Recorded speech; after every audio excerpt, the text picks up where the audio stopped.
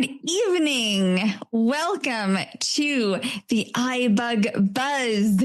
This is iBUG Buzz episode number 691 for Monday, July 7th of 2025. We are already in the second half of 2025. I am Maria and I will be facilitating the conference tonight.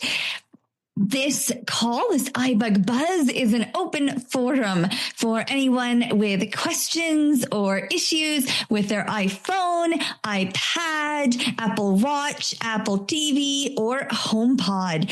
For anyone, especially who is desiring to become more proficient in using the accessibility features of these iDevices. We focus here on the use of the voiceover screen reader with these devices. So welcome to you all. Welcome to everyone who has joined in tonight live and to those listening to the conference via the recorded podcast playback.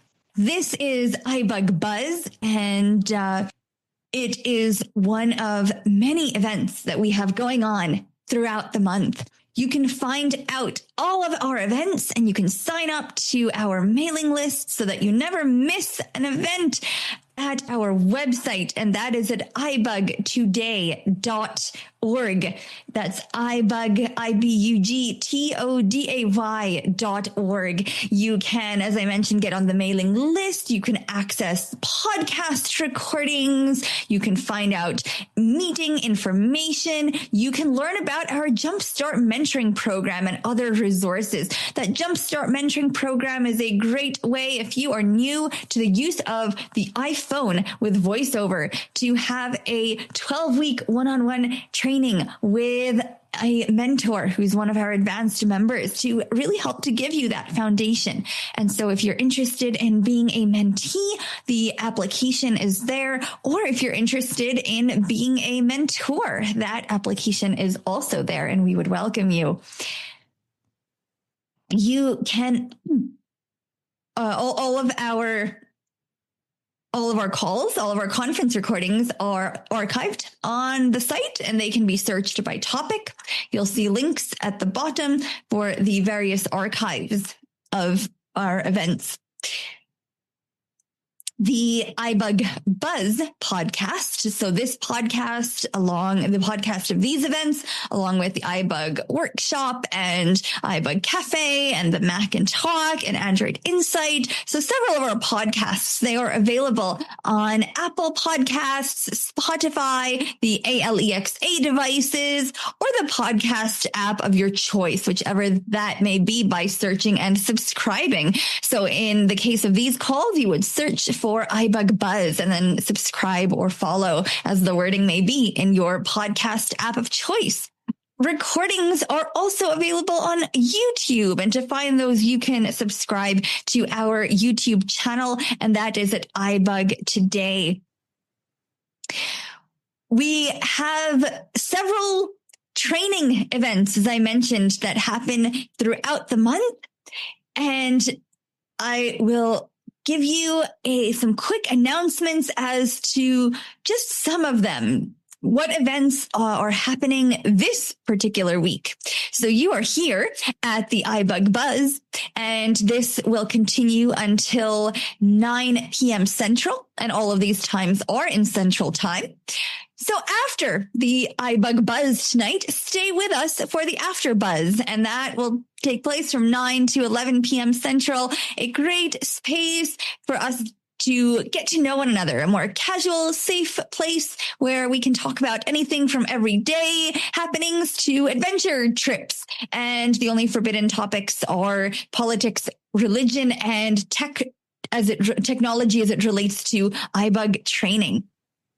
Then tomorrow, on Tuesday, we have our mini buzz, and this is from 5 to 6 p.m. Central.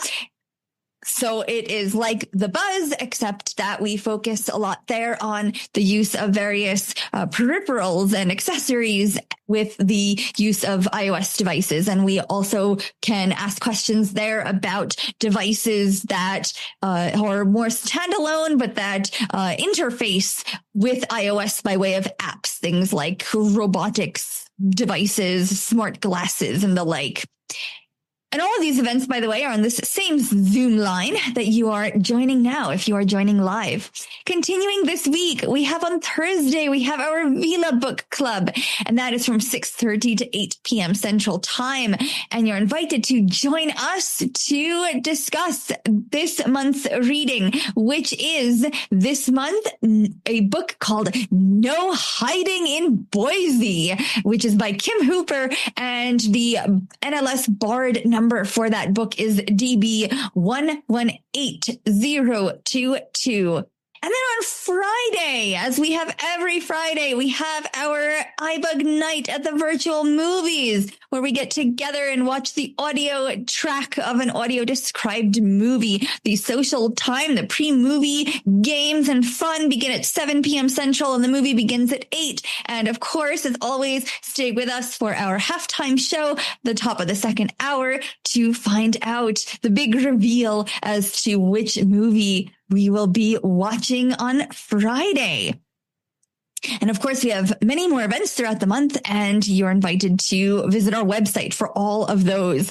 So all of our services are free, and we have no membership dues or fees. And so now we will go around the room to introduce ourselves, say our names and where we are from. And I am Maria in Albany, New York. This is Herbie in Houston, Texas. Welcome, Herbie. Anyone else that you'd like to say hello? Hey, Pat, welcome. And do let us know as well when you say hello if you are a first-time caller. I'm Pete, and I'm from Jacksonville, Florida. Hey, Pete, welcome. Robert Carter from College Station, Texas. All right. Hello, Robert and Bridget. Welcome. Thank you. Mary Alice from Pennsylvania. Hey, Mary Alice. Welcome. Ned from Texas. Welcome, Ned. Brenda from Tulsa. Brenda, welcome. Ed from Georgetown, Ontario. Hey, Ed. Welcome. Hi. Rosetta Stone from Conyers, Georgia. Welcome, Rosetta Stone. Thank you. This is Dee in Southern Illinois. Hey, Dee, welcome. Thank you. Gary in Austin. Welcome, Gary. Brian in Ontario. Hey, Brian, welcome. Kendra from Salem, Oregon. Hello, welcome. Who else would like to say hello? Paul in Columbus. Hello, welcome to you both. Oh, thank you, Jake from Michigan. Welcome, Jake. Jody from New Hampshire. Hey, Jody, welcome. Hi, Maria. This is Innie from Iowa. Hey, Indy, welcome. Oh, Hi. Indy, excuse me. Welcome. Amanda in California. Hey, welcome, Amanda. And I just wanted to say, if there's new people on here, when they hit the recording, you have to find an OK button and hit the OK so you can do unmute. Just an FYI. Yes. All right. Thank you for that. Zadie from Welland, Ontario, Canada. Hello. Welcome to Zadie. Anyone else? Cheryl in Ohio. Hey, Cheryl. Welcome. Hey, Julie. Welcome. Tim in Indiana. Hello. Welcome. All right. Anyone else would like to say hello? All right. Well, welcome back to you all. Who would like to start us off then for the evening with our question or our first comment? If you have any new apps that you've tried, any updates, any issues you've experienced with those or experiences, all questions are great questions. So don't be shy. Who would like to ask the first question of the evening? Do say your name and I'll be happy to acknowledge you. This is Mary Alice. Mary Alice, go ahead. Okay, I have a very basic question. I cannot find the, I'm trying to delete names from my contacts, and I cannot find the edit button so I can delete it. It's not there anymore. So I'm trying to figure that out. I want to delete my contacts. All right. Don't know how to do it. Sure. All right. That's a great question. And just and to be clear as to what how you are reaching this point where you're not seeing the edit button. So you're going through your phone app, is it? Yes. On the contacts tab? All right. Actually, I was going through the contact itself. I should go through the contacts. Okay. So you're yes. So you're actually in. I just want to clarify where you're beginning from. So you're beginning with contacts themselves, and you're saying that you're not seeing an edit button. Yeah, correct? I'm going through the contacts. I'm going through the phone and then through contacts, and I'm not seeing the edit button. Got it. All right. Very good. All right. Who would like to answer this question? Kendra. Kendra, go ahead. So the only way I know how to delete a contact in contacts is you find the contact you want. So let's say it was Jane Doe. So you find Jane Doe's name, and then you double tap to open it up. You go down to the bottom. There should be a delete button. Double tap that, and excuse me, it should ask you if you want to delete it, something like that. If it does, then hit OK or something like that, and poof, it should be gone. It's not there. All right. Would someone like to? So Mary Alice is referring to an edit option to also be able to edit other details. Would anyone like to provide any input there on that edit button? This is Ed. Ed, go ahead. When you first open contacts, you go to the left as far as you can go, and it should be right in that area with and I think if it says if it brings up a contact, it'll say back, so hit the back and it'll go back, and you should find contacts right there with okay. I went to thank you. I went to the contact and opened it up in the phone app, and it says list. It does not say, I opened up a contact that I want to delete, and there is no, it says block call, but it does not say delete call, delete caller. So. All right. So so just to get some clarity, Marielle, so when you're opening this contact, do you have a screen that shows up that gives that provides their information? Like you have their numbers and you have options. Okay. Got it. Okay. So when you, and just to make sure, so in when you open it up, you have a back button on the upper left of the screen, correct? And then you see their name, correct? All right. So, yes. So if you keep going, if more toward the right hand corner, the top right hand corner of your screen, do you see an edit button there? I might have just found it.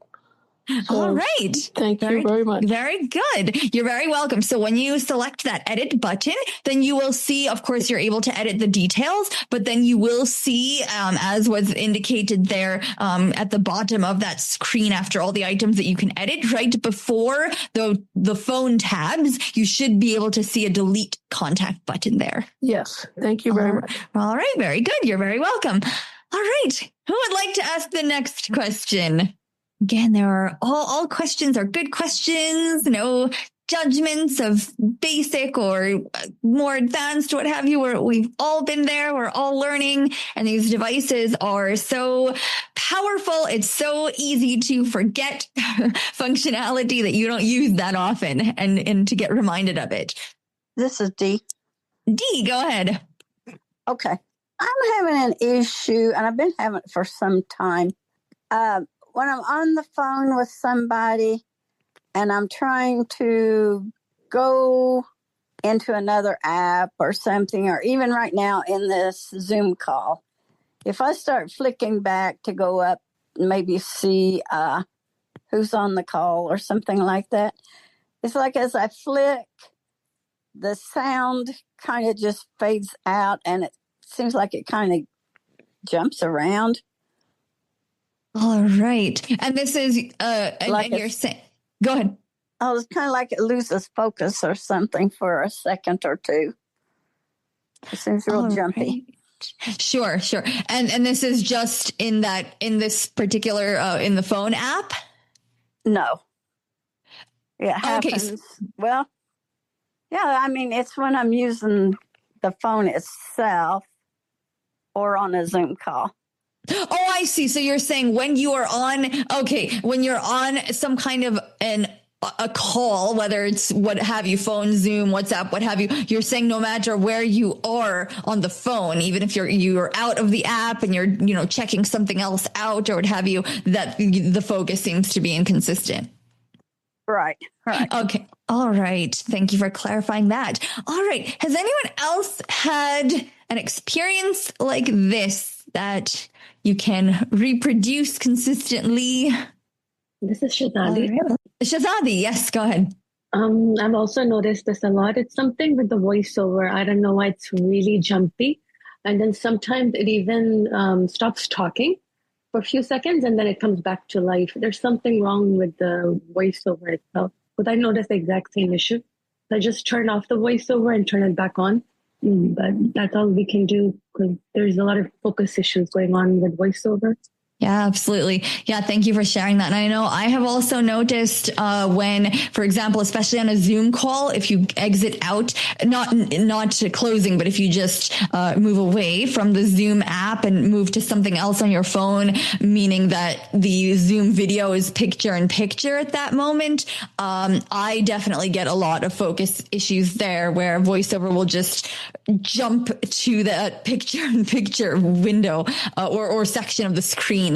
Not actually where I would like to be. So, perhaps that is part of it, but yeah, I have noticed that too. So it is not just you, Dee, and I would encourage all of us, and I include myself in this, to reach out to accessibility@apple.com and to report these issues, because the more people that report them, the higher of a chance that they have of being prioritized more quickly and therefore hopefully, in theory, resolved more quickly. So, and especially iOS 26, perhaps one could argue that there are, less completely new features as compared to incremental improvements. And so potentially this hopefully might be an opportunity to resolve some of these quality issues with voiceover. It's Robert. This is Dee. All right. Robert, yes, let's hear you first and then we'll come back to Dee. I'm going to argue also that, unfortunately, Zoom does not always do the best job with accessibility in its apps, and it may pay us all to reach out to Zoom as well. I don't know how you do that. I've never found a good way to reach out to Zoom, other than I guess you can email support or something. But, that they could do a little work to improve the accessibility of, I think, on their side as well. All right. Thank you for that. Yeah, I think it sounds like we're on this precipice of opening this can of worms, right? Like how many apps have we experienced, right? Whether it's the Facebook or, whatever it may be, where it's working well in one version and then the update comes and something breaks and we have to make people aware. So, absolutely. And, it looks like there is I don't know if it seems like it might be correct. There's an email address that says access, so not accessibility, but access@zoom.us. So that may be a way to provide feedback on accessibility issues, because that would mean that you're having trouble accessing it. So I would make the argument that that's the correct email address. So can't hurt. All right, Dee. Okay, I was going to say, the other night I called Apple Accessibility and talked to him about an issue I was having on my watch.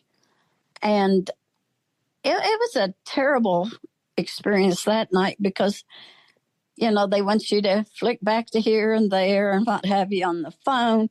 And the guy's voice is cutting out, and it just was not a good experience at all. And I've used them many a time. And it just seems like lately I'm having these issues. You mean issues with the Apple accessibility support staff? No. Oh, okay, with the devices. Yeah, with the device itself, like when he's on the phone with me and he wants me to flick over to something else, it loses, his voice cuts out. And it was very actually frustrating that night. This is Marty. Sure. Go ahead, Marty. What is, did you resolve it, Dee, or what's the issue with your watch? Maybe one of us could help you. Oh, yeah, I did resolve that. After I got off the phone, I restarted it, and that took care of it. And this is Marty also. This is Marty. Also, when I noticed tonight for the first time, when you come into the meeting, there is no OK button anymore. Like you can just mute or unmute. Because I looked for the OK button, and I don't know, Zoom made a change, but it's not there. Kendra. All right. Kendra, go ahead. I've noticed that too, although I wonder if the OK button doesn't show up until it records. Like if you come in while the call is recording, because I came in before it started recording. So I'm wondering if that makes a difference. All right. Just before we get too off to another question, just to close the loop on the focus question, just another suggestion is to sometimes actually touching, doing an explore by touch gesture. So like touching in the center of the screen and then flicking, I've found does seem to help to reset the focus a bit. All right. So now over to this Zoom matter. Yes, certainly Zoom is continuously making updates, and so things do change. Has anyone else experienced this? I tend to use Zoom a lot more on my PC than I do on my phone. I know if an OK button would appear, it's usually a flick to the left of the mute and unmute toggle button. But have others experienced this where they are not seeing it even when recording has begun and they are simply able to mute and unmute? This is Ed. Ed, go ahead. Yeah, I come in after you started recording and I got an OK button. All right. Well, thank you for that. All right. So perhaps there's some inconsistency happening. Sometimes it's a good idea if Zoom is as much as this can go both ways, that an update sometimes breaks things. Sometimes, of course, updates can fix some oddities as well. So if there are any issues with not finding that OK button and then being unable to mute and unmute, sometimes checking for updates does help with that too. This is Innie. Innie, go ahead.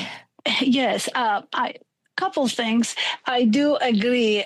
I noticed recently, even if it was recording, we haven't been seeing that OK. So you could just right away, it doesn't show the OK anymore. So you can mute or unmute.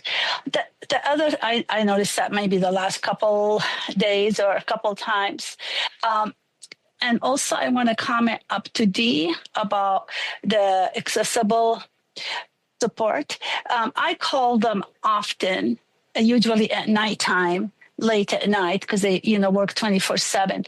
And sometimes I get wonderful help. Very, patient, and they work with you so great, and they send you notes when you are done working with them. And sometimes there's one in specific gentleman. I could tell he doesn't really like he does not like what he is doing. He's not a very helpful. He gets like frustrated. He makes sounds. He doesn't send me the notes at the end. Like, if you're in the future, you have that question, you go there and there. So it depends on who you get, so, that's what happened. And I noticed, one thing I always make sure I have, do not disturb, like from 10 at night until 8 in the morning. So I make sure that I turn that off before I go on, because if he have to get off and come back, I cannot get the call because I have do not disturb, and then I lose them. So I make sure that I would not run into that problem. But it really depends on who you get, and between maybe 4 of them, you get one bad person, and that person, leave not a good feeling, but most of the time they're really good help. All right. Thank you for that. Yes. Certainly like with any customer service experience, it will vary. And I would imagine that I suppose my suggestion, and I haven't contacted them recently, so I don't know if they do this. Do they provide most places either on the call or afterward? They email you with a survey. And so if they do that in some form, I would suggest leaving some of those comments and concerns in a feedback. This is Annie. All right, very good.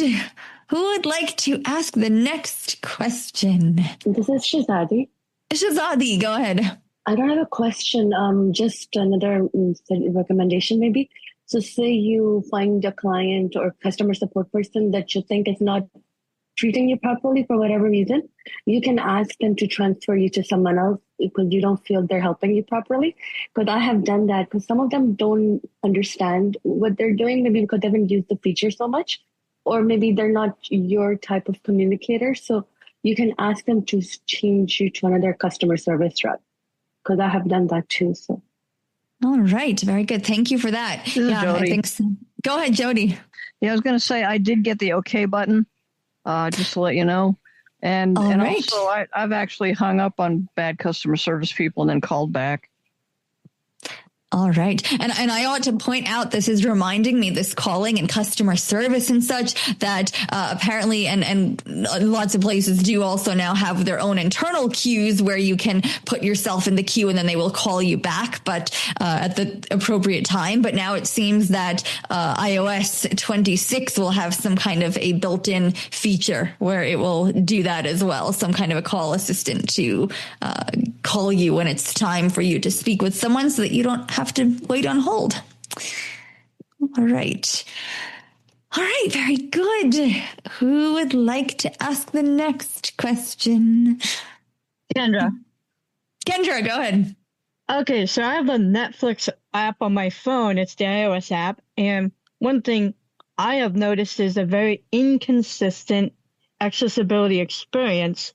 And I say that because for a while, the app would be perfectly accessible, and that go on for months. But then a new update would come along, and then it would not be accessible for months after that update. And lately, it's been more favoring the inaccessible side of things. I'm wondering if anyone else has ever used the Netflix app and had a similar experience. All right. I think we do have some cord cutters here in this group who enjoy watching things. Marty. Are you using, are you running iOS like 18 point whatever the latest is? Yeah, I think so. I'm pretty close to the latest. And I'm on an iPhone 16 Pro. But I've seen this problem happen for quite a while before I got my iPhone 16 Pro, because before it I had an iPhone SE and still had the same experience. This is Marty. Because I use Netflix also. Now, I do notice once I'm actually in the movie, it's not too bad. You have to, I noticed the video controls don't stay long, and then you have to double click to open up the controls again. It's not so much the movie part. It's when you go in and when you're looking around. Like I can't really browse Netflix consistently anymore, where I used to be able to. Once I'm in a show, I can watch that just fine. It's the getting to a show. It's finding a show I want through browsing, things like that. It's the main application, not inside a movie or a TV show. This is Marty. The only problem yes, go ahead, Marty. The only problem I've had is, like, I did a search on a movie, and that the result was it wasn't like up at the top. I had to go through a list of 50 or 60 movies to find out, to look for the result that I wanted. Now, I thought they straightened that out. I haven't done that lately because usually my wife will recommend a movie and it's in the library, like in the list. So I go to like where it says my list and it shows up there. Yeah, I'm talking about the main screen when you first. Yeah, I know what you're talking about. Yeah, well, on the bottom there's 3 tabs. There's, I think my Netflix is the third one, and I think the first is home. I don't remember, but I think it's the home tab that I keep seeing these problems. Okay. All right. Pete, go ahead. Yeah, I just wanted to remind everybody that our protocol in this event is to say our name and wait for the facilitator, Christine or Maria, to recognize you before you speak. It kind of makes for a little bit cleaner conversation and a better recording and a little bit more etiquette. Thank you, Pete. And we are also getting some background noise coming through. So just a reminder, if you're not speaking, to be muted. And if you are speaking, to try your best, please, to have a quieter background if possible. Regarding this Netflix, just to be clear, Marty, where you're talking about your experience. So are you running as far as you know, are you running the latest version? And is your experience, is it sounding like you're able to navigate this home screen? This is Marty. Yeah, I actually use both phones. I use my iPhone 8, which is iOS 16, and I use the 15, which is 18.5, and it's about the same experience. All right. It's not the best, but it's manageable. Okay. So it sounds like then it's kind of similar to Kendra, what you're saying, that it's not quite the best experience, but it's doable. And again, I suppose it's sounding like a broken record, but with these updates affecting accessibility, I don't know offhand if Netflix does have an accessibility feedback mechanism. I would think that they do, but if not, I would encourage reaching out to them to communicate that. And there is an accessibility feedback form, it looks like, or there is an email and a help center, this quick search that I'm finding. So I would encourage you to do a Google search for accessibility and Netflix, and I believe that there is a contact form that should come up. This is John. This is Robert. All right. We'll go to John first and then Robert. So John, go ahead. Yes, thanks, Maria. Yeah, so Maria actually addressed my first suggestion, but my second suggestion is anytime that you run into glitches like this, like I always encourage people to uninstall and re-download an app because, there are apps that are accessible, but then I still run into issues. For example, with Seeing AI app, it's an accessible app, but for whatever reason, there are times where the light detector just doesn't work. And the only thing that works, like I've tried everything, voiceover on and off, closing the app, turning my phone off and back on, all of that rigmarole. And the only thing that fixes it is I have to uninstall it and re-download it. It's just one of those things I can't explain. So sometimes, like what you said, when the app is updated or whatever, there are things that go wrong. And Just can't really explain it, but I just uninstall it and re-download it.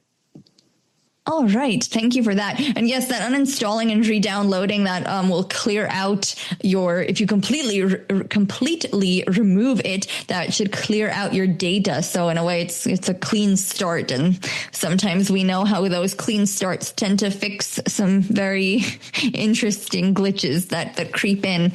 So thank you for that. All right. Robert, you are next. Yeah, I was going to say what John said about uninstalling, but in addition to that, iOS has gotten more complicated and convoluted with regard to how VoiceOver behaves depending on what other settings you might have turned on or off in your rotor, like screen reader support or images or various settings. So it might behoove you when it's behaving badly to make sure that you don't have some VoiceOver setting turned on that affects how it navigates or views the screen.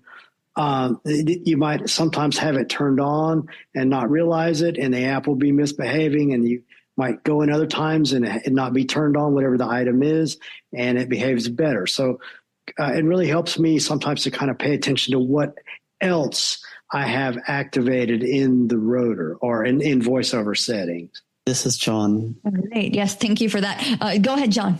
I actually want to concur with Robert because in my settings, I have the VoiceOver recognition main toggle on in the VoiceOver recognition settings. And in doing so, when I go into apps I haven't used before or haven't used in a while, I ask myself, how come I can't do certain things? And sure enough, I turn my rotor to screen recognition and I see that it's on and I have to flick it off with my finger. So just a note of that if you turn on the main switch for voiceover recognition, screen recognition, yes. It is possible that the toggle in the VoiceOver rotor may be on by default and you may just have to turn that off. All right. Thank you for that. Yes, that's a very good point. All right. Kendra, go ahead. Yeah. So regarding the Netflix thing, I don't think it's any of that because if it were, we wouldn't be seeing these issues on more than one device. And when I got my new phone, this iPhone 16 Pro, and put it on there, the problems that I was reporting was there from the start. So I don't think it's any of those settings or anything like that.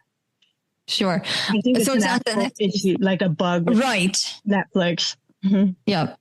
But this is good, though, in terms of troubleshooting, just this kind of process of elimination, right? When we get to different kinds of apps to really be able to narrow that down. And then, when you reach out to feedback to say, however the accessibility channel works, to say that those things, right? That it is multiple devices and from the start, and so that they can't come back with, oh, maybe it's your settings, right? So, yes. All right. Very good. Yes, I know it's definitely a frustrating experience when something used to work and then does not as well. And even if sometimes when things are tested with accessibility in mind, sometimes things slip through. So always have to be vigilant. All right. Who would like to ask the next question? This is Annie. Annie, go ahead. Okay. When I am in Zoom, like working with this, it's open and I'm listening. Sometime I don't know exactly what I do. Like I'm grabbing my phone, I touch it someplace, but it, unintentionally, and then I will end up in driving mode, and then I would lose. I can't see the mute or unmute, be a different screen on there. And I cannot get out of that driving mode unless I get out of completely, shut, the Zoom and everything and go back in again. Is there a way I can get out of that driving mode without getting out the Zoom completely and go back in? All right. Good question. Does anyone have an answer to this one? I'm guessing it's happened to a number of us. Robert, go ahead. Yeah, I've had this happen several times. And I find that if you do a 3-finger flick left or right, you can change pages in the Zoom app, and you should be able to cycle away from that driver page and get back to the page where the main Zoom screen is, where all the media controls are. That's at least been my experience, using that 3-finger flick left or right to move backward or forward by page or by screen in Zoom. All right. This is Jody. All right. I think I heard Jody first. Yeah. When you go into Zoom settings, when you're not on a call, if you go to Zoom settings, which is different now, it used to be you went down to the more button in the lower right-hand corner, and now you go to the upper left-hand corner and you tap on your name and for profile, and then that brings up the settings. And it seems to me you can turn off the drive mode if you go down the settings list. To turn off the feature, you're saying globally. Yeah, you can turn that feature off. Mm-hmm. Yeah. All right. Very good. John, go ahead. Oh, yes, I was going to say the exact same thing. All right. Very good. And yes, in terms of Jody, your comment about things changing, I have found that Zoom, they are attempting to make their interface a bit more consistent across devices, it seems. So that's why I suspect that is because, of course, I can speak with the desktop app. That's how you go into settings as well. This is Jody. All right. Good. Go ahead, Jody. Well, it's kind of funny because I tapped on the more to go into settings, and it said, if you're looking for settings, it's not here anymore. You have to go up to your profile name and tap on that. So they even tell you that the new way, they redirect you. Well, that's nice of them to do that. Yeah. How many apps don't do that? And you have to look for it. All right. Very good. All right. Who would like to ask the next question? This is Innie. Okay, go ahead, Innie. This is really quick. You guys touched on screen recognition. Do we want the screen recognition on or off? All right. Who has thoughts on that? So we did hear from someone who likes to have it on by default, except for turning it off when it seems to cause issues. Would anyone like to concur with that or speak to a different point of view? Kendra, go ahead. I often like to have it off for the most part because whenever I've had it on, it's caused more troubles than it actually helped. So I usually keep it off. All right. So now we've heard one of each. This is Robert. All right. Oh, I think I heard D first, and then we'll go to Robert. D, go ahead. I would definitely keep it off. I had an issue one time when I bought a brand new phone and I brought it home. I mean, it worked fine in the store. The guy who helped set it up and things, he knew a little bit about voiceover and could get around and things. But then I brought the phone home and it started acting really goofy. And I took it back to him. I said, this thing's not working right. And he messed around with it a while. And finally, he gave me another new phone. And it wasn't long after that I realized that the screen recognition had been on, and it changed everything so much. There was nothing wrong with that phone. And then I felt so embarrassed. But so, yeah, I would try to keep it off unless you really need it definitely on for something. And I think if you do that, then I think you need to turn voiceover off while you're using it. If my memory serves me right. All right. So yes, we're certainly all learning. And in terms of voiceover, yes, you should be able to turn the screen recognition on and off. Sometimes if you've turned it off and you don't see a change, I like to, or on for that matter, I like to rotor away from it to another option. And then if I touch the screen to refocus and such and start flicking around, then I do find that it does switch accordingly to respect the setting. All right. Robert, go ahead. Well, Dee's got a good point. It can make apps behave very strangely on the screen, in my experience, in some cases. But the other day I had an app where I needed to locate a specific icon that just was not showing up with VoiceOver. People were saying, well, there's a speaker icon right there on the screen, but VoiceOver wasn't seeing it. But I turned screen recognition on, and immediately was VoiceOver told me about the speaker icon. So I think it does have its place, but you have to be careful with it. If you leave it on or have it on, don't realize it, your screen can really misbehave in a lot of situations. All right. Thank you for that. Sarah, go ahead. Hi. I will agree with all the people who say that screen recognition behaves very badly with VoiceOver. It's fine by itself if you're not using VoiceOver. But if you are going to use it on and off, for instance, when our screen, when VoiceOver does not recognize buttons because they have not been put in by websites or, whatever, then screen recognition is fabulous to help you along with that. But the trick is to be super conscious that you have turned it on and then turn it off. And if you have it in the rotor, to turn it on and off, make sure that when you turn it off that you move the focus off screen recognition onto, word, character, anything else. Otherwise, it will go on by accident and you will be so unhappy asking everyone what is wrong with your phone. All right. Very good. Thank you for that. All right. Well, any hope that helps you to give you some perspective. That's been my experience as well. I tend to keep it off until I need it. And sometimes it makes a difference and sometimes not. But as a general rule, if an app is working without it, I will keep it off too. This is Ned. Okay, Ned, go ahead. Yes. Where does one find the screen recognition to see if it's on or off? Very good question. All right. This infamous screen recognition. Indeed. All right. Great question. Who would like to answer that question? This is Where John. do we find John? Go ahead.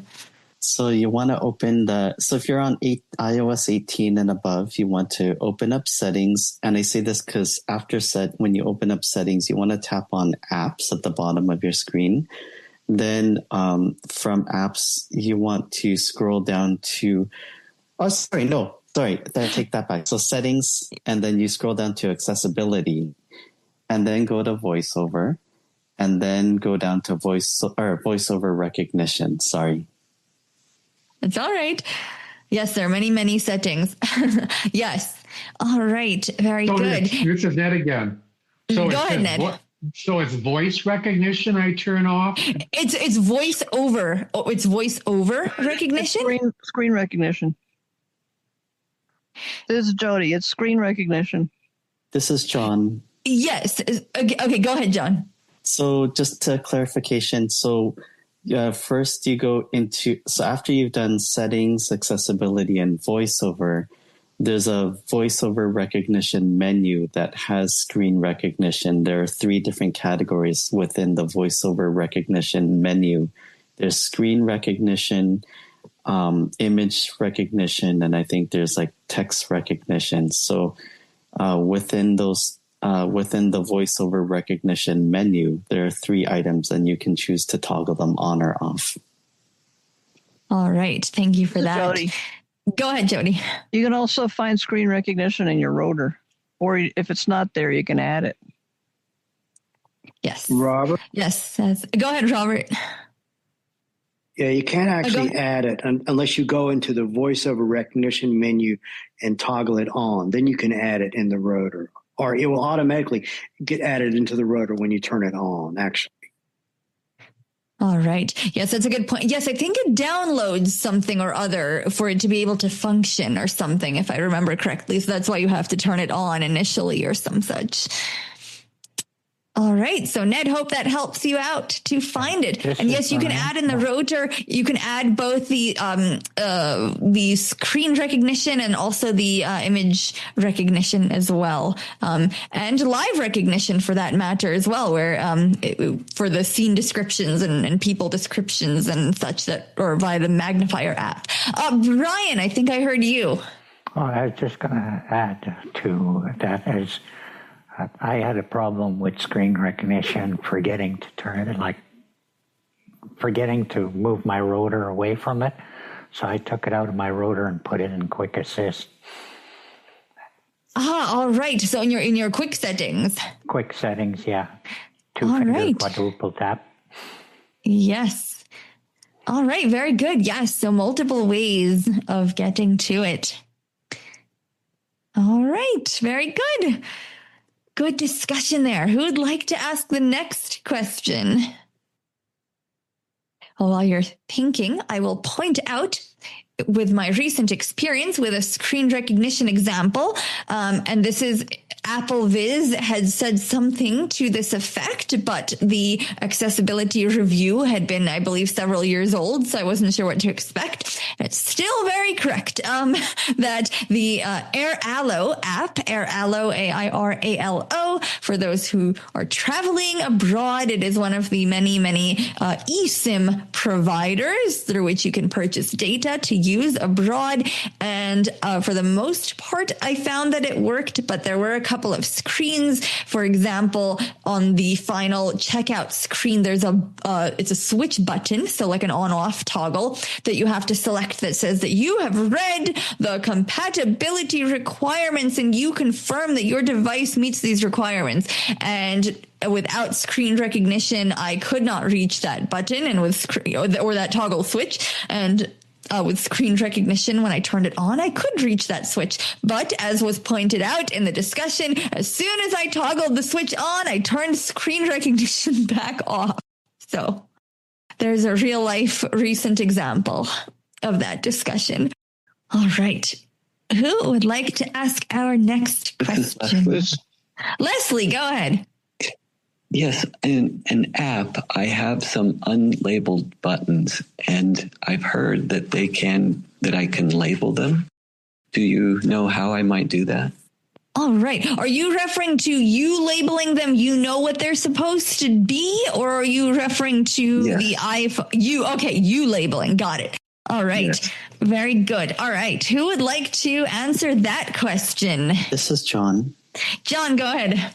So there are kind of two parts to this, because one is being able to put your focus on the right spot so you can label it. And then the other part is knowing what that button is so you can label it. So if you're in a situation where you just don't know what that button is and you want to be able to label it, I do two things. I bring up the screen share with Ira so they can see my screen. But what I also do is, so the voiceover gesture itself is you do a 2-finger double tap and hold, and that brings up the option to label, and it'll bring up an edit field. And from there, you just give it the name that you want it to have. And then from that point on, it should have that new label. But as some people pointed out, there are rare situations where there are kind of like floating buttons where that label may not be consistent. So I just wanted to have that disclaimer as well. All right. Thank you for that. Yes, that is a good point. This is Jody.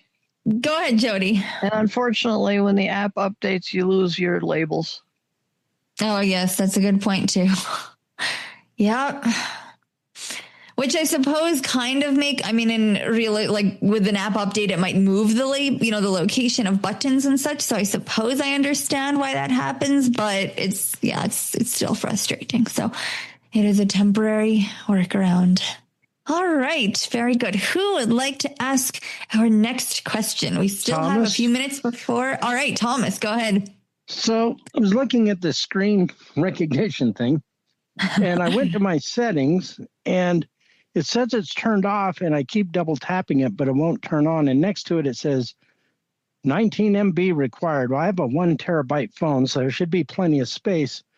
Could it be because I'm on the Zoom that it won't download, or what's the issue there?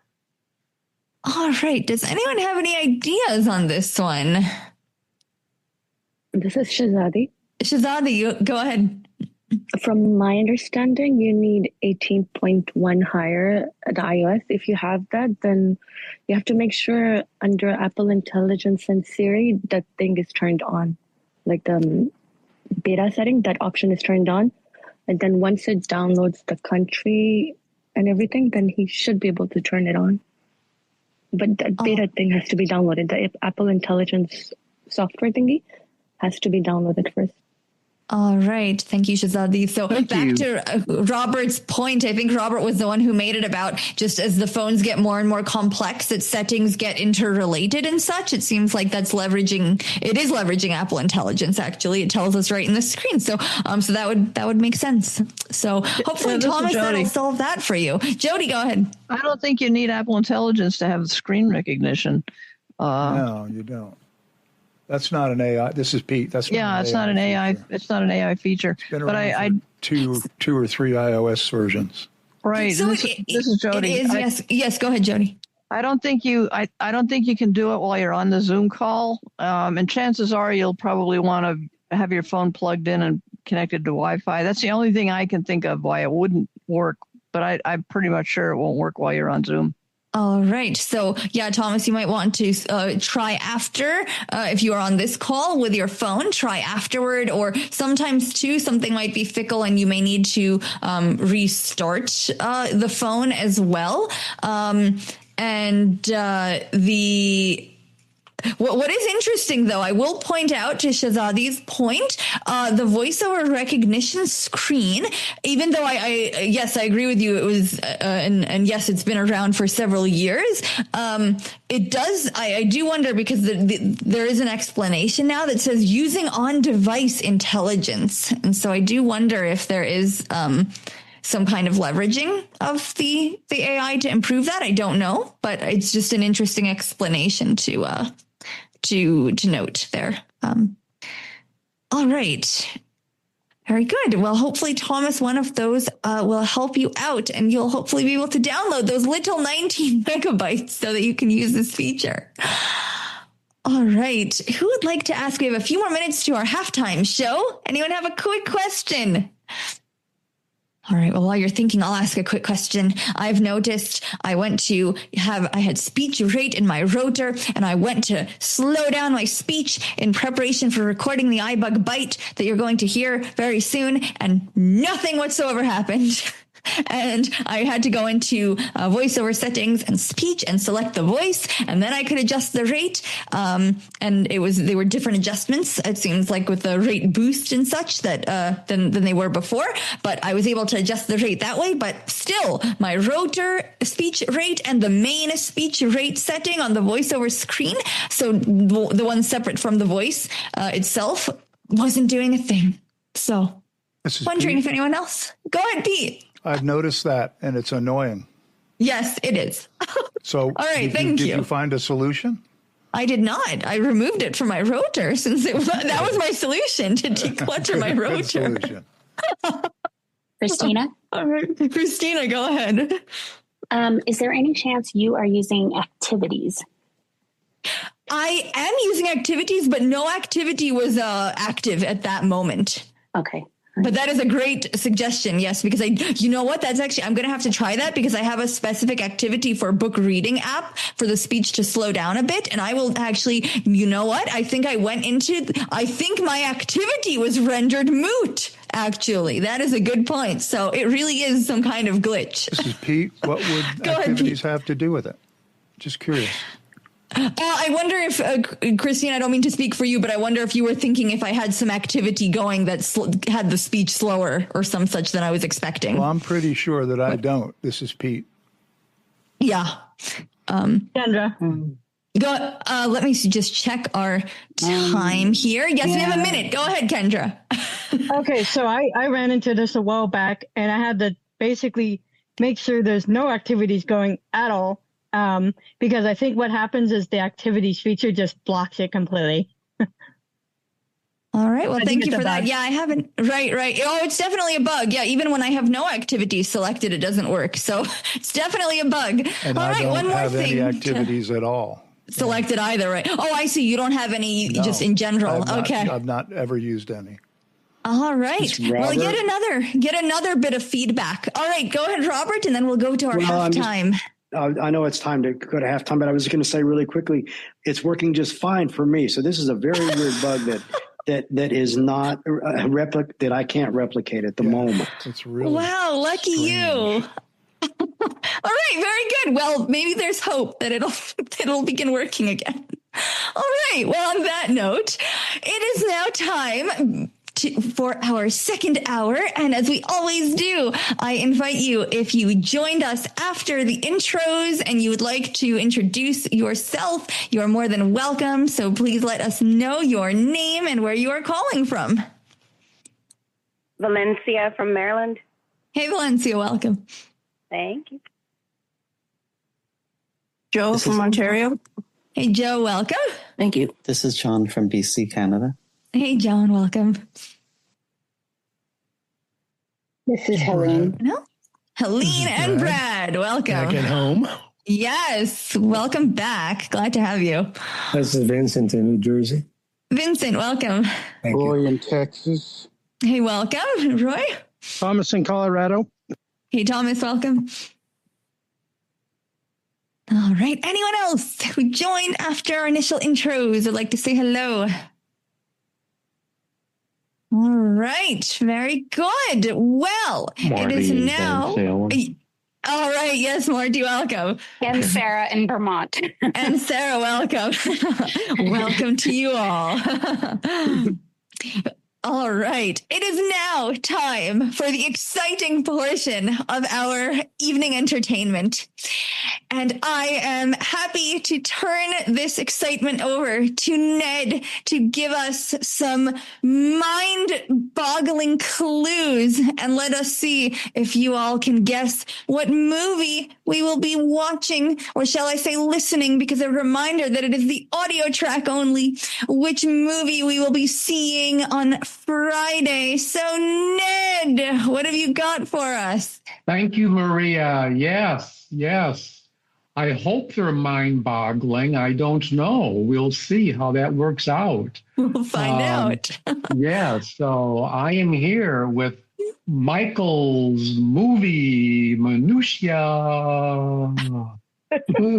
I tried. And we got to come up with your own. What is it? Ned's Movie Nuggets or something? Right. Yes. Before we begin, there are some guidelines. Please state your name, wait to be recognized. You have one guess per clue.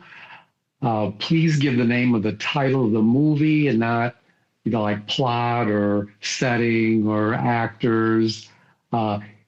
Also, if you won or guessed correctly within the last 3 weeks, you are not eligible to participate. Also, there are those in the bullpen, and bullpen players will be invited to play at a later point in the game. And since we're all unmuted to participate, please keep your background sounds to a minimum, if nothing. Okay, so here's clue number 1. Our film this week takes place in a Southeast Asian jungle. We are going to a Southeast Asian jungle. Valencia? Yes, Valencia. The Jungle Book? Oh, wow, The Jungle Book. Ooh, that is so exciting, but no, not this week. Good guess, Valencia. All right. Any other guesses? Lots of different Southeast Asian countries that we could be visiting. Okay, right, then here's perhaps clue number it is 2. time. Yes, clue number 2. The screenwriter was a former MI6 officer turned spy novelist inspired by his personal travel to a nearby ISIS territory. So our screenwriter was a former MI6 officer turned spy novelist inspired by his personal travel to a nearby ISIS territory. This is Marty. Yes, Marty. Good morning, Vietnam. Oh, good morning, Vietnam. Well, that is in Southeast Asia.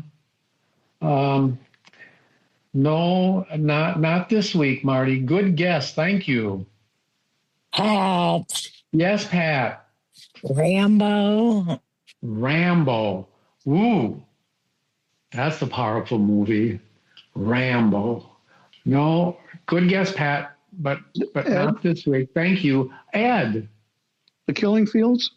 The Killing Fields. Let's see, The Killing Fields. No. Boy, a lot of good movie titles being given. No. Okay, here's clue number 3.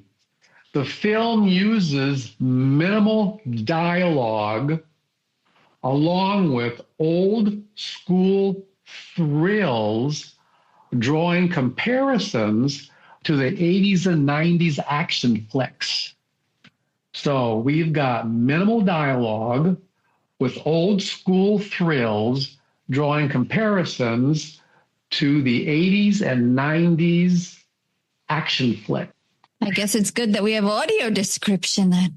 And I hope it's good audio description. Yeah. Okay, minimal dialogue, old school. Old school as opposed to, 80s and 90s was that last entry. So maybe that's why they're calling it, they're drawing those comparisons. So, okay, moving along. Did somebody say something? Oh, I was just saying these are mind-boggling clues after all. Yeah, okay, here's clue number 4. Clue number 4, the themes of redemption and trust are found between unlikely allies being explored in this film. So the themes of redemption and trust among unlikely allies are explored in this film. That's number 4, clue 4. So we've got redemption and trust going on among unlikely allies being explored in the film. It's Linda. Yes, Linda. Avatar. Avatar. Wow. Let me think here. Avatar. No. Oh, no, not this week. Good guess, Linda. Okay. We're going to go to clue number... How can that be a good guess when it's wrong? Huh? How can that be a good guess when it's wrong? They're good tries. Okay. Good attempts. Okay, we're going to go to clue number 5. The bullpen can come in. The bullpen can play. This is clue number 5. The main character makes moral decisions under stress. So the main character is making moral decisions under stress. Any guesses? It looks like you stumped us. These are some good clues. I've got a bonus clue. Maybe this might help. The bonus clue. At the end of the film, at the end of the movie, the main character flies the passengers to safety while another character vanishes in the jungle with the ransom money. So the main character flies the passengers to safety while another character vanishes into the jungle with the ransom money. Is there a movie? I think there's a movie called Plane or something like that. Is it Plane? It's Maria. This Maria? Plane? Yep. Yeah. Plane. Let me think. Plane. Ooh, plane. This is Sarah. Ding, ding, ding, ding, ding, oh ding, my gosh. Ding, ding, ding, ding. Yay. Yes. Plane. That's what I was going to say. Yes. 2023 came out in January of 2023. Maria. Plane. It has a runtime. Well, it stars Gerard Butler, Michael Coulter, Tony Goldwyn.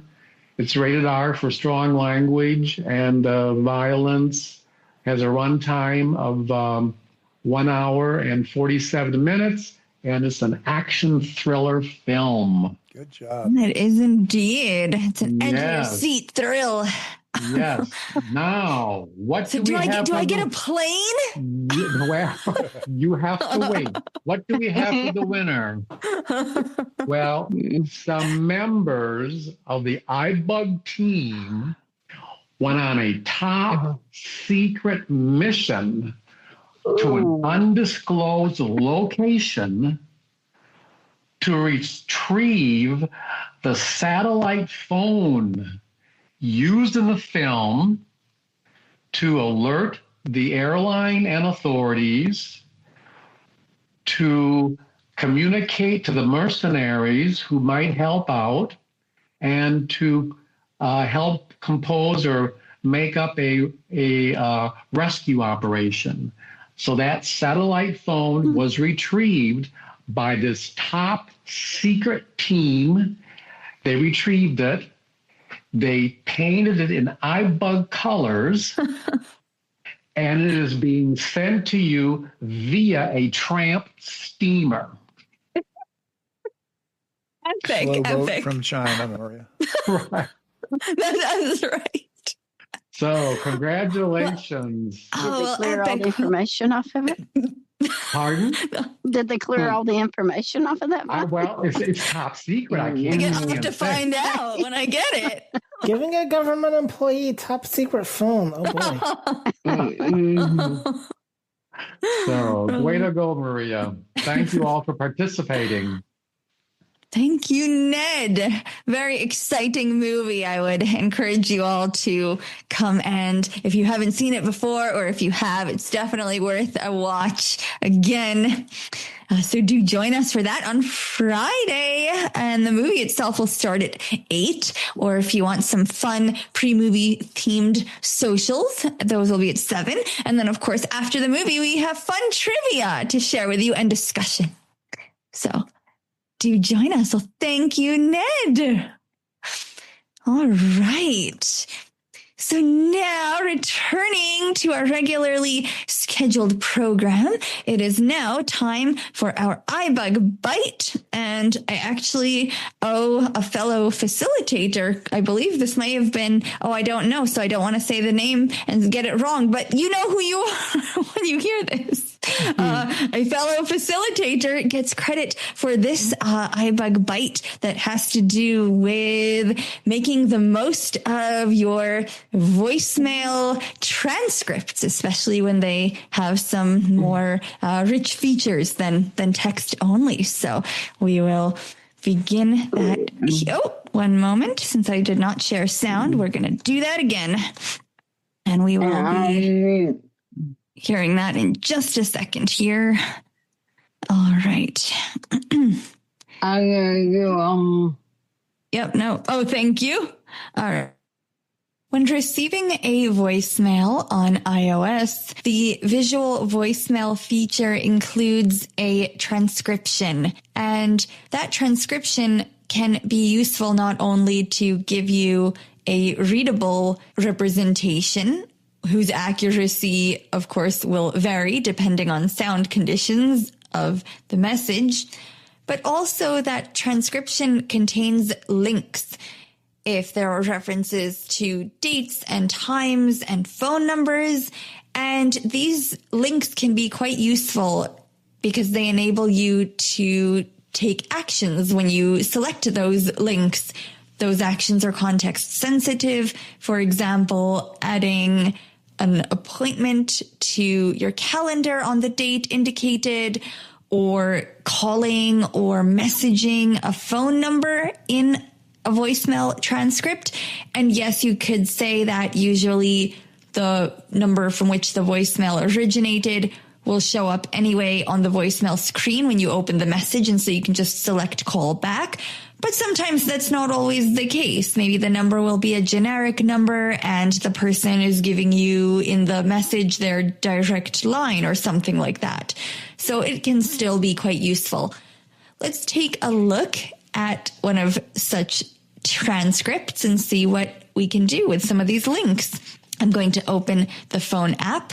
Phone, edit, button. Tab bar, selected. Voicemail, tab, 5 of 5. I have my voicemail tab in focus, and I'm going to move to a voicemail which transcript has these types of links. For privacy reasons, I'm not going to show in the recording what the name is or most of the content other than what we are focusing on. Voicemail, back button. So what I did in the pause was to move down the list of my voicemails by, in this case, flicking to the right several times because it was closer to the top, but simply using standard iOS navigations, I found the voice message that I was looking for and I double tapped, and now we land on this screen. I'm going to flick to the right several times past the person's name and options such as callback and delete until we get to the transcription. Delete button, call button, playback destination, transcription. Please give me a... I stopped the speech there for the transcription. This voicemail is requesting a callback and giving a date and time when it was left. And so we have quite a few links here to explore. In order to find these links, I'm going to use my rotor and move to links. And when these links are available, they are generally at the end of the rotor cycle. If they're not available with a transcription, they won't be there. And so what I'm going to do to get to them more quickly is to rotor to the left several times. Actions, links. And there they are. This links item is to the left of the actions item. And of course, the actions item is also a dynamically appearing item, which appears on this screen regardless because actions are available here. But this links item is only appearing here because there are links to move through in this voicemail. So now if I flick up or down, I'm going to flick down. In this case, links is set in the rotor. Tuesday night, 600-440. I paused for privacy, the speech. But what we heard there was a date of Tuesday, a time, a 6:30, and a phone number. So, for example, if we chose this Tuesday date link, 6:15 Eastern Time, link. Tuesday night, link. And if we double tapped, Tuesday night. Add to calendar, button. Add to reminders, button. Show in calendar, button. Copy event, button. Dismiss context menu, button. There we have a context menu of items. And so if we selected one of these, then we would see the screen to create either the event or the reminder to show the time in the calendar and so on. We'll double tap on this dismiss context menu. Voicemail. We're taken back up to the top of this screen. So I'm going to return to the transcription by flicking right several times. I found that touching near the center of the screen doesn't quite get me there. Play, call, delete, transcription. Please. And again, returning to links in the rotor. Links. We're going to flick down a few times. The time link would have presented similar options to the date link. We're going to go to the phone number. 604. We see the phone number here. And if we repeatedly flick to the right, let's take a look at the context menu. Call, video, message, email, call, video, message, copy, button, dismiss context menu, button. It appears here that these options are showing twice. However, there are slight differences. The first set are going to activate those options. For example, calling would actually call using the phone, whereas with the second set of options, I'm seeing the ability to choose programs or options, like, for example, the messages, instead of just being a button that would launch messages, as in the first section of this menu, it's collapsed. So I can pick, for example, messaging app of choice, Messages or WhatsApp or what have you. And so they're not quite duplicative. The second set does give you more options, but we see here these choices to call this number, to message this number, to copy this number, and so on. So if you wanted to call the number that was linked, you would simply double tap on the call option in this context menu, and you would be prompted to make that call. We will dismiss this context menu. Voicemail, back button. And then we can back out of this voicemail and proceed with using the phone. I hope that this is a helpful tip for you. All right. And I should clarify as well, just in case, because there are references to context menu and such when VoiceOver is reading this, that this is not a context menu that is launched in the traditional way. What I was showing in this bite was rotoring to links and then flicking up and down. And as with activating any of these, or I should say most of rotor items, when flicking up and down, like similar to the actions rotor item, once I reached the link that I was interested in, I double tapped. So it was a double tap. So with one finger tapping twice, just your typical double tap to bring up this menu associated with the links. All right. Very good. So, does anyone have any questions? I hope that was a helpful tip for you. And again, thank you to a fellow facilitator for suggesting that. And if you do have a question, feel free to say your name and I'll acknowledge. Pat, go ahead. I just wanted to say great presentation. I wished I would have heard this when they added the transcript feature, because I kind of had to figure it out on my own. So this is a good job if anybody hasn't played with the transcript. Good job. Oh, well, thank you for that. Yeah, it's all in the timing, isn't it? I know sometimes we try and get these bites out when new features happen, but sometimes it either doesn't work that way, or it's a good thing, like you said, to just revisit them, because you never know who's new to things or again, may have forgotten. There's so much that these devices can do. All right. So thank you for that. Sorry, who was that? Liz? Yes, Liz, go ahead. I didn't hear the option to save it to contacts, just copy. So it doesn't go to contacts in that spot? Correct. Yes. So yeah, you could copy it and then go into your contacts and create a new contact, and paste it in to that spot. But that's right. In that actual menu, there isn't a direct add to contacts. That could be a very useful future enhancement.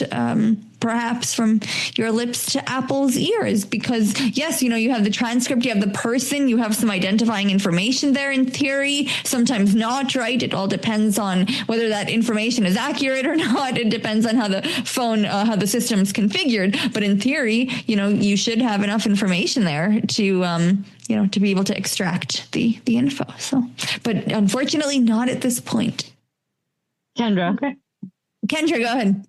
Yeah, the only way I know how to add contacts, and I think it's the only way you can, from a phone number, is you flip up or down until you see more options, double tap, and then you go down to where it says, it gives you an option to create a new contact or add to existing contact. And if it's a totally new one, then you hit to create a new contact, and you should be able to make sure the information's in there as you want it, and then hit, I think it's update or something like that.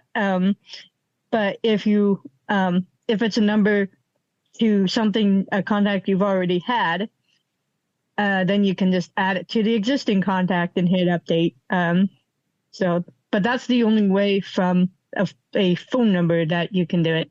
And I'm talking about a phone number that's called you or left you a voicemail. All right. Yes. Thank you for that. Yes, you're actually referring to the, you're talking about the, like in the recent calls, for example, list, I believe, right? Is that what you're referring to? This is Kendra. Yes. Yep. That's what I'm referring to. Right. Yes. Okay. So thank you for that. Yes, that is definitely a way. And if that phone number matches with, the actual phone number that is being left in the voicemail, that's definitely great. So yes, that is a way. I think the question was whether the options available here in this voicemail screen with a transcription. And it is not, but yeah, as you pointed out, if the number that's referenced in the transcription happens to be the same number from which they called you, then yeah, you can certainly go into your recent calls list and follow those instructions. So thank you for that. This is John. John, go ahead. You can kind of combine the two. So regarding the transcription, what you can do is you can do a 3-finger quadruple tap and copy that to your clipboard. And then do Kendra's suggestion where you go into recent and the phone number and more and create a contact. And what you could do is you can paste that. There's a notes section in the new contact, and then you can just copy and paste each part. Like if it has phone number, mailing address, things like that. That's the kind of thing I do. So then you'd have the best of both worlds. All right. That's a great suggestion. Yeah. Thank you for that. Yeah. Because the transcript, right, is going to have more information than just this phone number. And those could be some useful notes. So yeah, very good. All right. Any other questions or comments on this feature? All right. Very good. Well, I hope you found that helpful. John, yes, go ahead. I actually want to say that this is good for people in general, not just blind and low vision, but sometimes you'll receive a phone call and people will leave a phone number or an email address, and some people are trying to be multitaskers and try to take it down on their device, or they'll be old school and try to write it down on paper. But this is great because the transcript is right there. So then you can just extract whatever information you want, and you don't have to worry about misspelling anything or anything like that. So it's a very powerful tool. Yeah, absolutely. Thank you for that. Yeah, for sure. As long as the sound quality is a good quality and you can, trust the accuracy and such of it. Yeah, for sure. And not only that, but sometimes too, it's, depending on how someone's leaving a voice message and, pauses and maybe speaking a bit more slowly, just whatever it may be. Sometimes it's just a lot faster to go through the transcript as well. So it's good to have options. All right. Very good. Well, with that, then we shall resume our regularly scheduled questions and comments. So now we are opening it back up again, of course, for our last half an hour of iBUG Buzz. Who would like to get us started with the next question or comment? This is John. John, go ahead. So I just wanted to quickly circle back to the voiceover recognition thing and say that one possibility why it may not be doing the download is because I find that when you're on a phone call, because our phones treat Zoom as a phone call, that may be the reason why it won't initiate the download process for the different voiceover recognition features. So you could probably try that when you're not on a call like this. All right. Very good. That's an easy fix, hopefully, then. Thank you for that. All right. Who would like to bring up a new topic? Hi, it's Anna from St. Louis, Missouri. Anne, yes, go ahead. Hi. Well, I have a 5-year-old iPhone XR that has not been updated in about 2.5 years because of my living situation.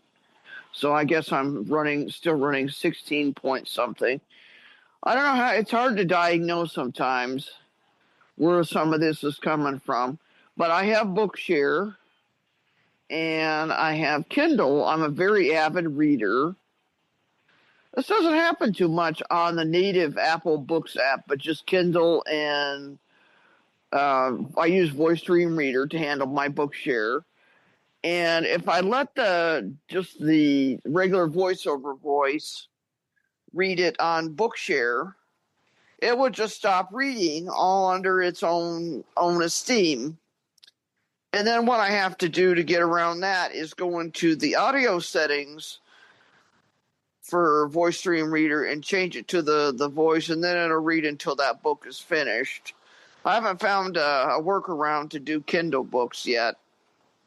So really could use the help. I just don't know what to do sometimes. That's why I really appreciate y'all coming in and having iBUG today. All right. Thank you. All right, thank you. And Anne, to just clarify, so are you saying, so when this happens, that this the speech stops, are you able to resume it with like a 2-finger swipe down, or are you saying that like nothing that you do can get it? You have to basically close and reopen the app? I have to restart it because that's how you do it for the brand new beginners. Is if you have a book, you put your 2 fingers together, and you're going to do just a straight swipe down, and that will cause you to have what's called continuous reading.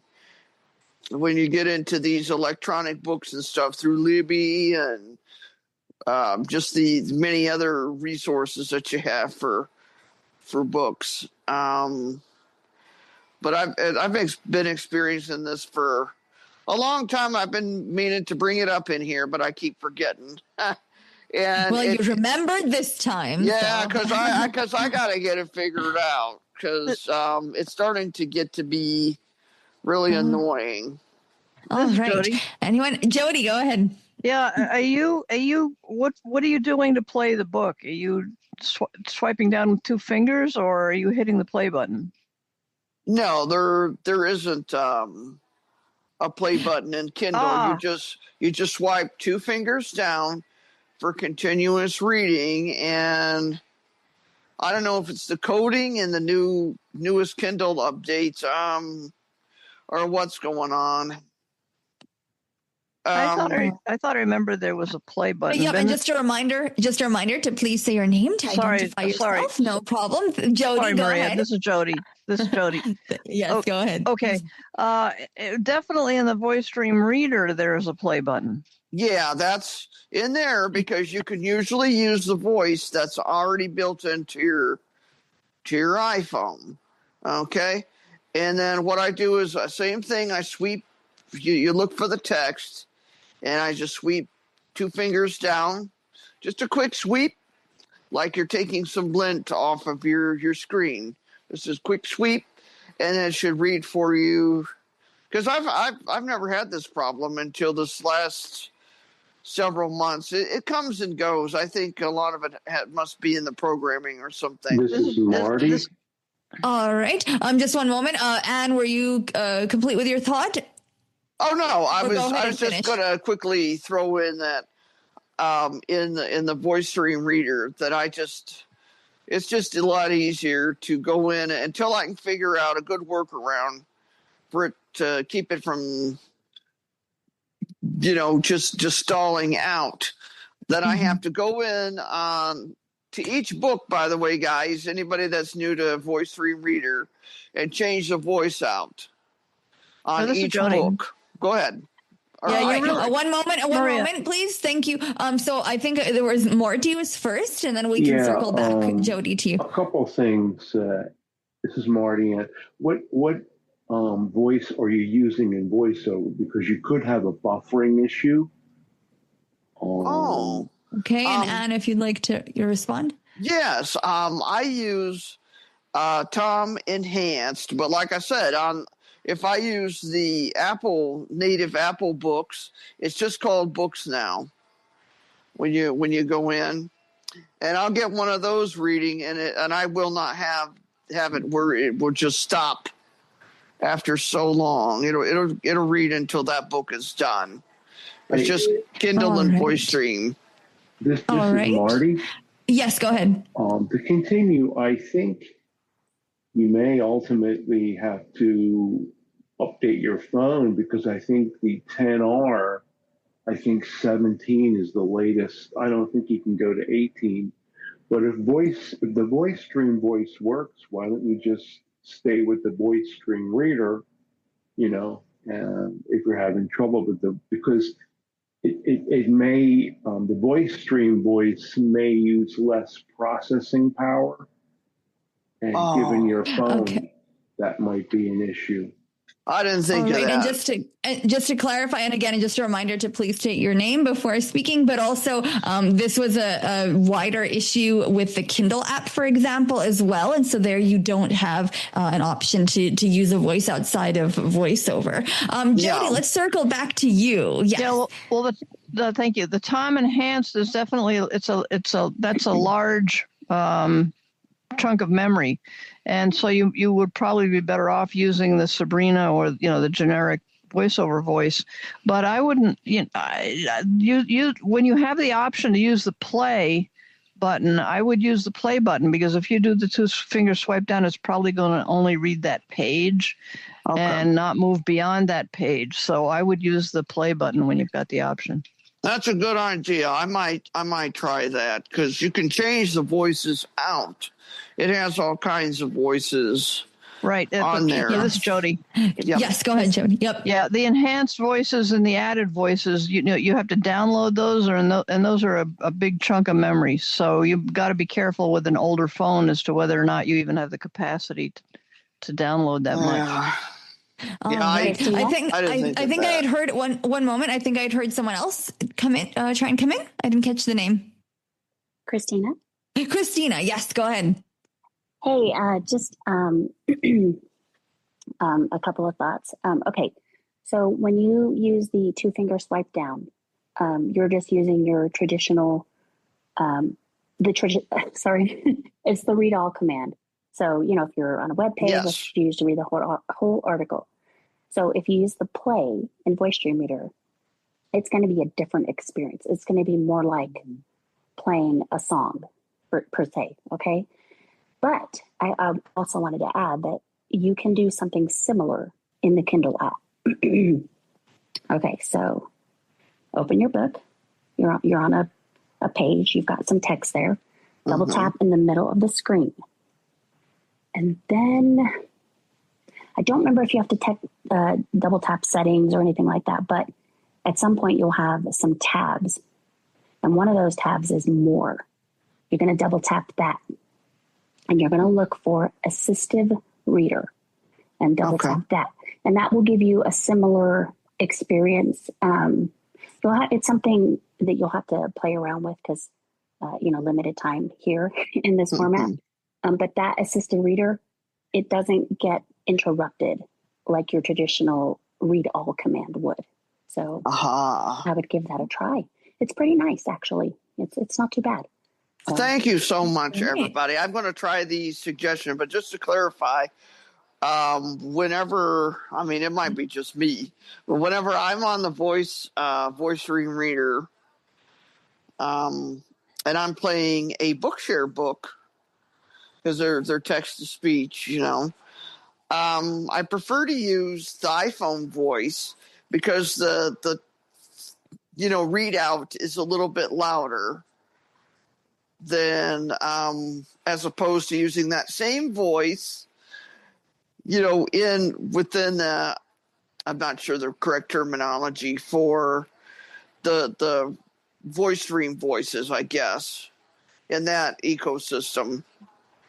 Because it sounds different. I mean, it's still the same enhanced Tom, but the decibels is a little bit lower than. So just to clarify again, for in the Kindle app, you're saying you find the Kindle, you open the Kindle back, start a reading, and then you double tap with one finger in the middle of the screen to get that assistant up, or. Christina? Go ahead. Okay, sorry. So you open up your book. You don't have to do anything. You just need to make sure that you're in that book. And then like in the middle of the screen, if you touch, you'll hear words, because the book It's on a book page, and then just double tap with one finger, and that brings up your settings. And then you want to find a tab. I think it's called More. Mm-hmm. There's some different tabs up there. I don't remember them all. One's like font. Options. Yeah, something like font and a couple other tabs. And you want to double tap the More tab. And then near the bottom, you'll see something that says Assistive Reader. And so I would explore that. Okay, I will try that, and then I will report back. All right, well, thanks a million, you guys. You guys are great. This is John. John, yes, go ahead. Yeah, so I just want to kind of a clarification and distinction, because with the play button for some of those features versus just reading the book as if it were e-text with the voiceover gesture, I think when you're reading it just with voiceover itself, you can adjust the voiceover volume from the rotor. But if you're using the play pause kind of button, like through Voice Stream Reader, that kind of thing, I think you can adjust that volume through your system settings. Oh, okay. When you say system settings, the ones where you go into settings on your iPhone or settings in Voice Stream Reader? This is John. John. So system volume, as in like the buttons on your phone or the control center, there's a voiceover, there's a volume picker where you can flick up or down and adjust your volume. So there's separate volume controls. And according to a side note, just according to my Google speaker, that the iPhone XR is the oldest iPhone that supports iOS 18. Wow, yeah, this XR has been around for... I mean, I bought it back literally when we went on lockdown in 2020. But I think it was around a year or two before we went on lockdown. So I know it's an oldie, but that's the only one I got right now. You can finally say your name before speaking. So can be a cleaner recording. Great. So thank you. What happened? We had a little bit of... Just if you can say, if you can just identify yourself and say your name just before you start speaking, so that it's a cleaner recording. That would be Maria, great. just to let you know, you're sounding really distorted. Yeah, you're breaking up. Here. I'm sounding distorted earlier. No, you're fine. You sounded fine before. It just started like 2 minutes. Yeah. Okay. All right. Hopefully that. This is Jody with a quick comment. Go ahead, Jody. Yeah, I don't know if you heard it or not, Ann, but John was saying that if you have a 10R, you can update to 18. That message. Yeah. Oh, good. I appreciate that. Thank you so much. Right. And this is John.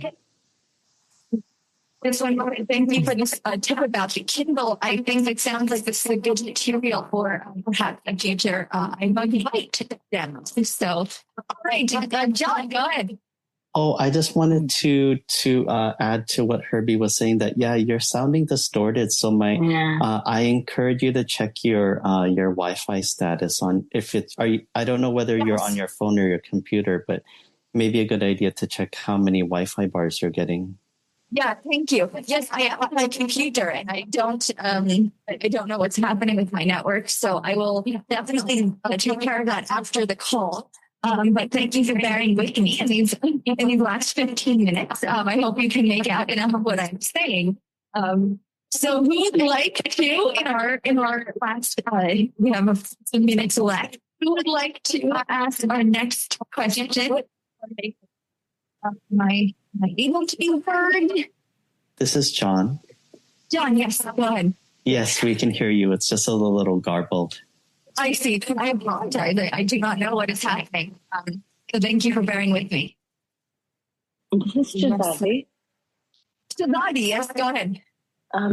Just another thing that I really enjoy for reading. I'm not saying about Kindle or Voice Stream, but spoken content. So when you just swipe down from the screen, I feel that's also really good when you have long documents you're reading, so it doesn't pause in the middle. You just swipe down with 2 fingers and then it just continuously reads the document. I find that feature is also very helpful in reading documents and stuff. Absolutely. Very good. Thank you for that tip. Back to, I hope I can be understood. Christina, would you happen to know that Kindle, the assistive reader that you were talking about, and this might be something for us to explore. Do you know if that has to do with the text to speech in being supported in a Kindle book? I just happened to try and play with it a bit, and I was not seeing it in one book. But that might be because the text to speech, which is separate from the enhanced typesetting, which is what allows for voiceover support. I of course haven't gotten a chance to check if that was if both the enhanced, of course the enhanced typesetting works, but so it's like an access voiceover, but whether the text to speech is also supported, I wasn't able to confirm that. So I happen to know if you ever encountered a book when you've tried this where it is not. Maria, your audio is horrible. Christina?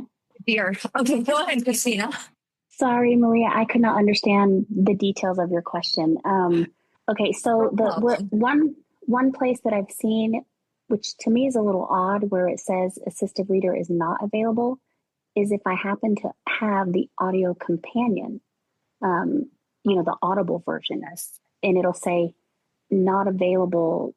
I don't remember the exact wording, but not available because you have the Audible companion or something like that, which I don't know why that is.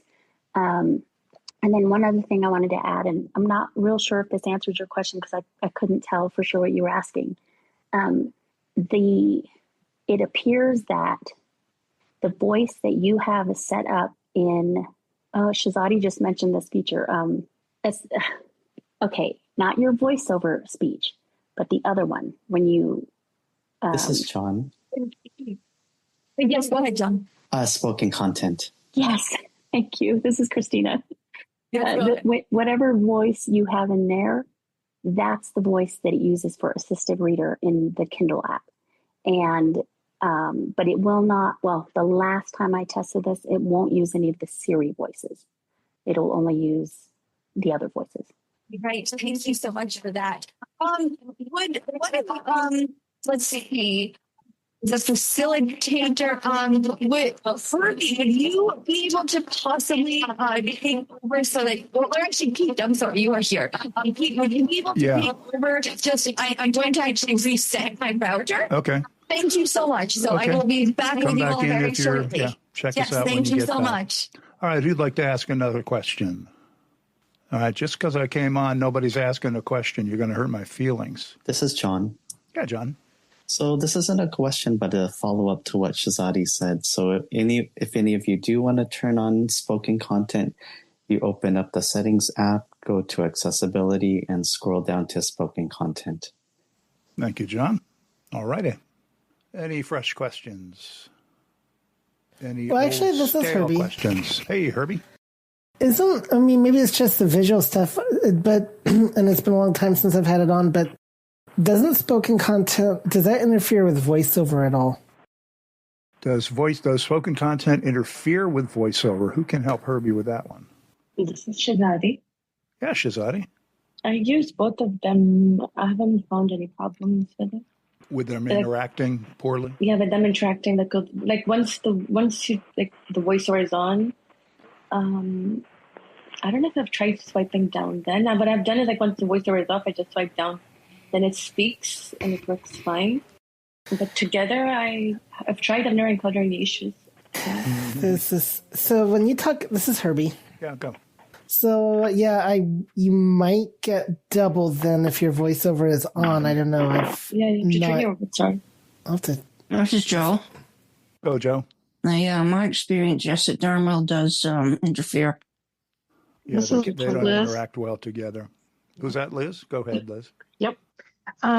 Generally speaking, depending upon what device you're on, but when I'm on my phone, as long as if I do the 2-finger swipe down and I don't touch my screen, I'm okay. If I am trying to move and both fingers scroll down instead of taking the 2-finger double tap the 2-finger single tap to pause the voiceover, mm-hmm. Sometimes that will trigger the other. So they can be both reading kind of at the same time, but they're not in sync. Yeah. Which But one do you usually listen to? it depends upon what I'm in, what I'm doing, because those I've are got joke. one set. No, there's real serious. I have one set to a female voice and one set to a male voice. Because sometimes you can hear better with one voice than the other. Right. Okay, good. Does that help, Herbie? It does, yes. Cool. All right, who's got a fresh question for us? Dawn from Houston. Yes, Dawn. I wanted to know, in my email it's saying no emails, but on my phone it's saying 124 emails. So how do I get my iPad to, I guess, accept emails? I guess I don't know what I did to turn email off for my iPad. Okay. So the iPad's showing none, and the phone is showing that you have emails. Right. Okay. All right. Thank you so much, Pete. Yeah, it looks like I am back. Sound better now. Yeah, welcome back. You sound Thank great. you so much. Oh, my goodness. The technology woes. You've got to love them. So I appreciate you stepping in. Dawn All has right. a problem with Dawn, her, yes, her emails. I heard Dawn's question. All right. So, Dawn, are you, and just to be clear, if this helps anyone with answering your question, is this supposed to be like an iCloud account, or is it a Gmail or some other type of account that you added in? This is Dawn from Houston. Yeah, it's a Gmail account, and what happened was a limb fell on my cable wire. So I don't know if it had something to do with that, because the internet was out, because it kept saying Gmail account something, put in the password, and I kept saying cancel because I knew the wire had fell on my wire. So, but I was still getting emails on my phone, but not to my iPad. So I was wondering, how can I start now that it's fixed? Right. Okay. And where were you getting the password prompt? Was that on your iPad? On the iPad and the iPhone. But my iPhone kept getting the emails. I see. All right. So anyone have any suggestions here as to where some settings can be checked, perhaps? All right. This is John. John, yes, go ahead. So she may have to do a bit of troubleshooting, because she's saying that she's getting email on one device, but she isn't getting it on the other. So she could try opening up settings, tapping on her name, going to iCloud, and making sure that the iCloud setting is turned on for mail to make sure that it syncs to all of her devices. And then she may also want to go under settings, apps, mail, and then go to in one of the menus will list the different accounts that she has. And then if she goes to her Gmail account in the sub menu, there should be an option towards the bottom that says, I can't remember what it was called, but the option, it asks like for the email, like there's option for how much you can view, like it could be 1 month, 3 months, or no limit. And so I just make sure that's set to no limit. And then of course, like you can try closing the mail app, and when you go back in, you can, VoiceOver users can refresh your screen by doing a 3-finger flick down, and it should say refreshing content or something to that effect. So it could just be that the mail, maybe it's not being pulled down from the server. Robert? All right. Robert, go ahead. It's quite possible that your Gmail account on your iPad has gotten set to offline. So when you go into the account settings for mail, you should have it should tell you whether Gmail is online or offline, and it may well just be offline, and you may need to toggle it back online, and that may cause it to grab all the mail. Yeah, it does says offline. All right. Well, then it looks like that's what you need to do then, is to, from what it's sounding like, to toggle that. So the Robert, is it the offline switch? Is it an offline switch? So it needs to be turned off, or is it an online switch that needs to be turned back on? It needs to say online. I don't know whether toggling the switch will actually do it, or whether you may have to go in to the account settings and re-enter your Gmail password to get it to come back online, because it was asking for the password earlier. So you may have to re-enter the password before it will actually come back online. But you can try double tapping that offline button first and see if it changes to online. But that may well not fix. All right. And also Jody? in the account settings, and one moment, and then I'll come back to you, Jody, in a second. In the account as well, when you go into your Gmail account, separate from the actual screen where you can enter your credentials and check them, there are toggle switches as well as to which features you want to enable for the account. Things like mail, notes, contact. The exact will depend on the mail provider, but I would also suggest that you make sure that the mail switch is toggled to on as well after you have verified that your credentials are correct. Usually it does get turned on by default, but you never know what might be happening, so it may have gotten turned off as well. All right, Jody, go ahead.